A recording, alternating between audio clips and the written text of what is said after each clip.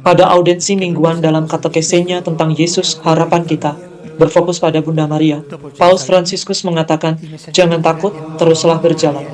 Malaikat pembawa kabar ilahi Gabriel diutus ke sebuah desa yang tak pernah disebutkan dalam kitab suci Ibrani, Nazaret.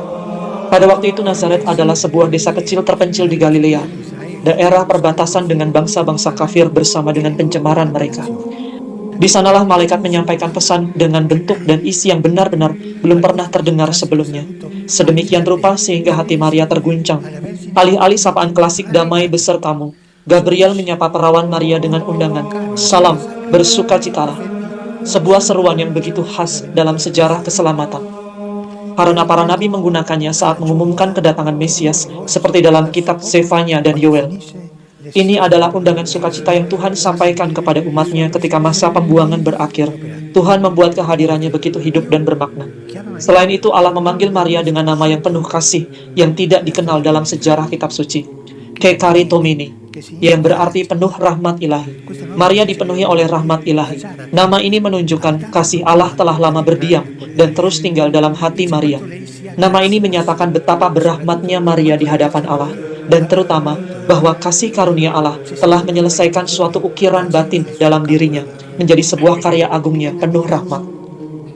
Gelar penuh kasih ini yang hanya diberikan Allah kepada Maria, langsung disertai dengan peneguhan, jangan takut, jangan takut. Kehadiran Tuhan selalu membawa rahmat ini kepada kita agar kita tidak takut. Dan itulah sebabnya Tuhan berkata kepada Maria, jangan takut. Dalam sejarah keselamatan Allah juga berkata, jangan takut kepada Abraham, Ishak, Musa, jangan takut. Dan dia juga berkata kepada kita, jangan takut, teruslah berjalan, jangan takut. Paus mengingat ketika menerima pengakuan dosa, Romo, saya takut akan hal ini. Lalu apa yang Bapak lakukan ketika, maaf Romo, sejujurnya saya pergi ke peramal. Kamu pergi ke peramal? Ya, saya membaca garis tangan saya. Tolong jangan takut, jangan takut. Aku adalah teman seperjalanan. Itulah yang dikatakannya kepada Maria. Yang Maha Kuasa, Allah yang sanggup melakukan segala hal yang mustahil, hadir bersama Maria, menyertai dan mendampinginya. Dia adalah sahabat seperjalanannya, mitra utamanya, sang kekal, aku bersamamu. Malaikat Gabriel mengumumkan kepada perawan Maria misinya. Menggema dalam hati Maria kutipan-kutipan kitab suci yang merujuk pada sifat kerajaan dan mesianis dari anak yang akan lahir daripadanya. Putranya yang nantinya akan dipersembahkan sebagai penggenapan nubuat-nubuat kuno. Sabda yang datang dari tempat yang tertinggi memanggil Maria untuk menjadi ibu sang Mesias, Mesias Daud yang telah lama dinantikan. Dialah ibu sang Mesias. Anak itu akan menjadi raja, tetapi bukan dengan cara duniawi dan jasmani, melainkan secara ilahi dan rohani. Namanya adalah Yesus, yang berarti Allah menyelamatkan. Nama yang akan selamanya mengingatkan umat manusia bahwa bukan manusia yang menyelamatkan, tetapi hanya Allah. Yesuslah yang akan menggenapi sabda Nabi Yesaya ini. Bukan utusan atau malaikat, melainkan kehadirannya sendiri yang menyelamatkan mereka. Karena kasih dan belas kasihnya, Ia sendiri menebus mereka. Keibuan ini mengguncang Maria hingga ke relung jiwanya, dan sebagai perempuan yang cerdas, mampu membaca dan merenungkan setiap peristiwa, Bunda Maria berusaha memahami, mencermati apa yang sedang terjadi atas dirinya.